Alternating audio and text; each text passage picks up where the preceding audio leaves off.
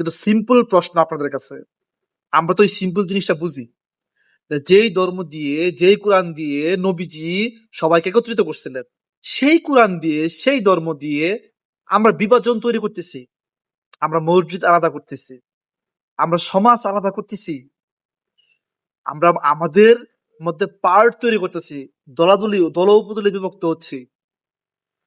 আশ্চর্যের বিষয় না? এটা ভেবে দেখার বিষয় না? বর্তমান প্রেক্ষাপটে আমরা একটা ধর্মীয় গোলকধাঁধার মধ্যে আছি, স্পেশালি ইসলাম নিয়ে যদি বলি আমি।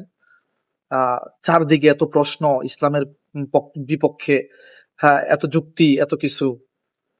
এর অন্যতম একটা কারণ আমি যেটা মনে করি, এটা হচ্ছে আমরা যারা অনুসারী, আমরা যারা ইসলাম ধর্মের প্র্যাকটিস করি, মুসলমান হিসেবে দাবি করি, আমাদের জন্যই এই পরিস্থিতি তৈরি হয়েছে। আমরা আমাদের আখলাক হারিয়ে ফেলছি, আমরা ধর্ম থেকে যোজন যোজন দূরে চলে গেছি, ধর্মকে একটা গোলাগুলা বানায় ফেলাইছি, ধর্মকে একটা মানে আমাদের জীবনে হাসি তামাশা বিষয়ে পরিণত করছি। এই জন্যই আজকে ইসলাম ধর্মের প্রতি এত বেশি আঙ্গুল উঠতেছে। আমাদের জন্য কুরআনই যথেষ্ট ছিল, এখন যথেষ্ট আছে, ভবিষ্যতে থাকবে।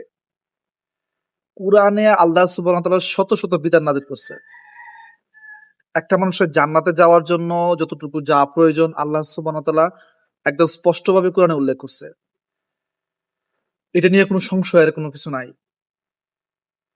কিন্তু দেখেন, আমরা যখন এই কোরআন থেকে দূরে চলে গেছি, আর আমাদের জীবনে কোরআন বহির্ভূত আরো অনেক কিছু সংযোজন বিয়োজন করছি, হ্যাঁ, যোগ বিয়োগ করছি, ঠিক তখনই আমাদের ধর্মীয় একটা গোলকধাঁধা তৈরি হয়েছে। এটার ভিতরে আল্লাহ সুবহানাহু ওয়া তাআলা বলছে সিরাতাল মুস্তাকিম, সরল পথ। কোরআনে আল্লাহ একটাই পথ দেখাইছেন, সমস্ত কোরআন জুড়ে স্পষ্ট একটাই সরল পথ। কিন্তু আমরা ওই সরল পথ থেকে বের হয়ে আমাদের জীবনে, আমাদের ধর্মীয় জীবনে অনেকগুলা পথ তৈরি করছে, অনেকগুলা মত তৈরি করছে। নবীজি সাল্লাল্লাহু আলাইহি সাল্লাম ওই আরব জাহিলি যুগে উনি ধর্মের মাধ্যমে, এই ইসলামের মাধ্যমে, এই কোরআনের মাধ্যমে ছোট ছোট গোত্র, ছোট ছোট পার্ট, মানুষের বিভেদ দূর করে একত্রিত করছিলেন। মানে দলমত, ধনী গরিব, কালো ফর্সা, হ্যাঁ, এই যে ভেদাভেদ মানুষের, এই রাজা বাদশা ফকির, সবার মধ্যে শ্রেণী বৈষম্য দূর করে, গোত্র বিভেদ দূর করে মানুষকে একত্রিত করছিলেন। কিসের মাধ্যমে? কোরআনের মাধ্যমে। আর এখন কালের পরিক্রমায় কি হচ্ছে ভাই?